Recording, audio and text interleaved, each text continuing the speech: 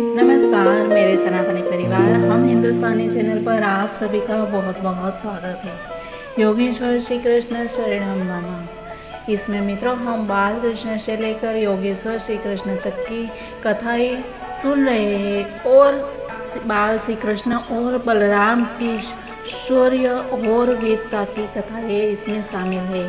भक्ति का दान तो दे ही रहे हैं। तो इसी कड़ी में हमने मित्रों कल देखा था कि बलराम जी ने प्रलंबासुर नामक असुर का वध कर दिया था और आज हम जानते हैं आगे।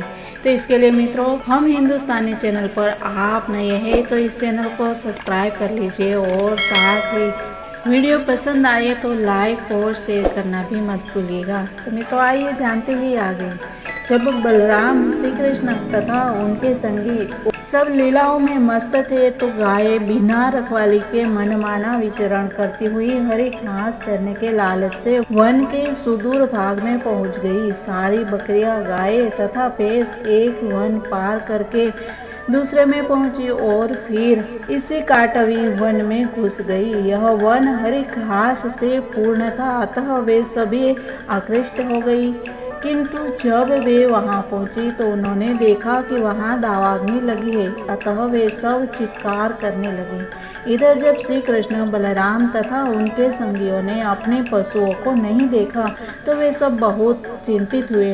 वे गायों को उनके पदचिन्हों तथा चरी हुई घास का अनुसरण करते हुए ढूंढने लगे। सभी बालक डरे हुए थे कि उनकी जीविका की साधन रूपी गाय खो गई। गाय को खोजने से वे भी थक गए और प्यासे हो गए, किंतु शीघ्र ही उन्हें अपनी गायों की चित्कार सुनाई दी। श्री कृष्ण जोर जोर से गायों को नाम ले लेकर बुलाने लगे। श्री कृष्ण को बुलाते सुनकर गायें प्रसन्नता पूर्वक निनाद करते हुए उत्तर देने लगी, किंतु उस समय तक दावाग्नि ने उन सभी को चारों ओर से घेर लिया था और स्थिति अत्यंत भयानक हो गई थी। ज्यों ज्यों वायु तेजी से चलने लगे त्यों त्यों लपटें बढ़ने लगी और ऐसा प्रतीत होने लगा मानो सारी जड़ तथा जंगम वस्तुएं कालपलित हो जाएंगी। सारी गायें तथा बालक अत्यंत भयभीत हो उठे और वे बलराम की ओर उसी तरह देखने लगे जिस प्रकार मरणासन्न व्यक्ति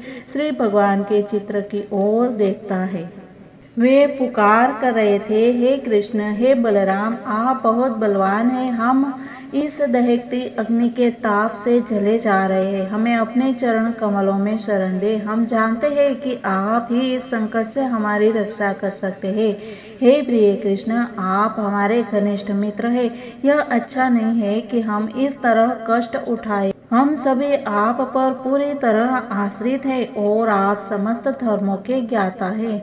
हम आपके अतिरिक्त अन्य किसी को नहीं जानते। भगवान श्री कृष्ण ने अपने मित्रों की आर्तवाणी सुनी और उन पर स्नेहमयी दृष्टि डाली। उन्होंने आंखों से ही अपने मित्रों को बता दिया कि डरने का कोई कारण नहीं है। तब परम योगी शक्तिमान ईश्वर श्री कृष्ण ने तुरंत ही अग्नि की सारी लपटों का पान कर लिया। इस प्रकार सारी गायें तथा बालक काल का ग्रास होने से बच गए। सारे बालक भय से प्रायः मूर्छित थे, किंतु जब उन्होंने होश आया और उन्होंने अपनी आंखें खोली तो अपने आप को श्री कृष्ण, बलराम तथा गायों के बीच भांडीर वन जंगल में पाया। वे आश्चर्यचकित थे कि वे दहकती अग्नि से बाल बाल बच गए और उनकी गायें सुरक्षित है। उन्होंने मन ही मन सोचा कि श्री कृष्ण कोई सामान्य बालक न होकर देवता है। संध्या समय श्री कृष्ण तथा बलराम ग्वाल बालों तथा गायों को साथ लिए बांसुरी बजाते वृंदावन आए। जब वे सब गांव पहुंचे तो गोपियां परम प्रसन्न हो गई। जब भगवान श्री कृष्ण वन में होते तो गोपियां सारे दिन उनके विषय में सोचती रहती और उनकी अनुपस्थिति में उनका एक एक क्षण 12 वर्षों की भांति व्यतीत होता था।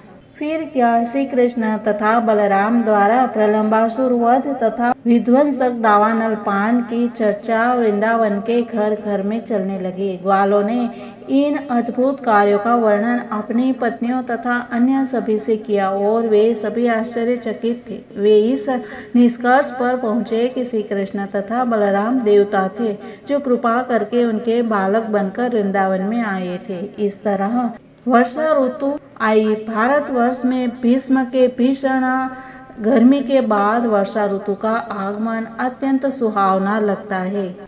आकाश में बादल घिरकर सूर्य तथा चंद्रमा को ढकते रहते हैं, जो लोगों को अत्यंत आकर्षक लगते हैं और प्रति क्षण वर्षा की आशा रहती है। ग्रीष्म के बाद वर्षा ऋतु का आगमन जन जन को जीवनदायी लगता है।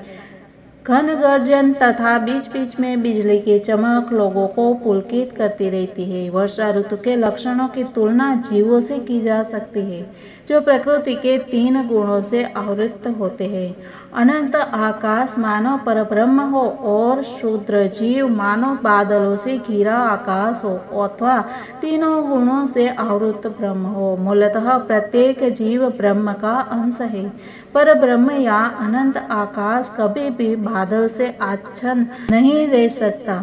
हाँ, उसका एक अंश आच्छन्न हो सकता है, जैसा कि श्रीमद् भगवद गीता में कहा गया है कि जीव श्री भगवान के अंश रूप है, किंतु वे परमेश्वर के एक नगण्य अंश होते हैं।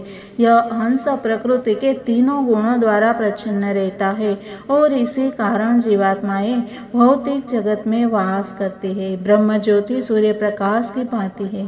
जिस प्रकार सूर्य प्रकाश में सूक्ष्म चमकीले कण रहते हैं, उसी प्रकार ब्रह्म ज्योति श्री भगवान के सूक्ष्म अंशों से भरी रहती है। परमेश्वर के इसी सूक्ष्म अंश के असीम विस्तार में से कुछ जीव प्रकृति के प्रभाव से प्रच्छन्न रहते हैं और कुछ उससे मुक्त रहते हैं। और बादल की तुलना धनी व्यक्ति के समान है, जो आवश्यकता पड़ने पर अपना पूरा कोष लुटा देता है, और इसी तरह ये बादल पूरे विश्व में जल वितरित करके अपने को रिक्त कर देते हैं। जब भगवान श्री रामचंद्र के पिता महाराज दशरथ अपने शत्रुओं से लड़ते थे, तो कहा जाता है कि वे उस किसान की तरह उनके पास पहुंचते थे, जो खेत में उगे अनावश्यक पेड़ पौधों को समूल नष्ट कर देता है, और जब दान देने का अवसर आता था तो वे उसी प्रकार धन वितरित करते, जिस प्रकार बादल जल बरसाते हैं। बादल द्वारा वर्षा जल का वितरण इतनी प्रचुर मात्रा में होता है कि इसकी उपमा अत्यंत उदार धनी पुरुष द्वारा धन वितरण से की जाती है। बादलों में इतनी वर्षा होती है कि जहाँ जल की आवश्यकता नहीं होती तथा चट्टानों, पर्वतों तथा समुद्रों में वहाँ भी प्रचुर जल बरसता है। ये बादल उस दानी पुरुष से है, जो पात्र कुपात्र का विचार किए बिना ही दान देने के लिए अपना कोष खोल देता है, और वह मुक्त हस्त दान देते हैं।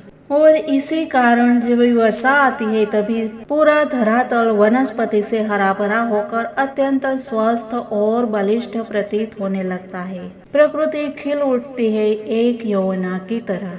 इस प्रकार वर्षा का बहुत ही सुंदर वर्णन किया है, और यह वर्णन है शरद ऋतु के पूर्व का। तो मित्रों, ये शरद ऋतु का आनंद उठाने के लिए हम मिलते हैं कल के वीडियो में। तब तक सबको जय हिंद, वंदे मातरम, भारत माता की जय।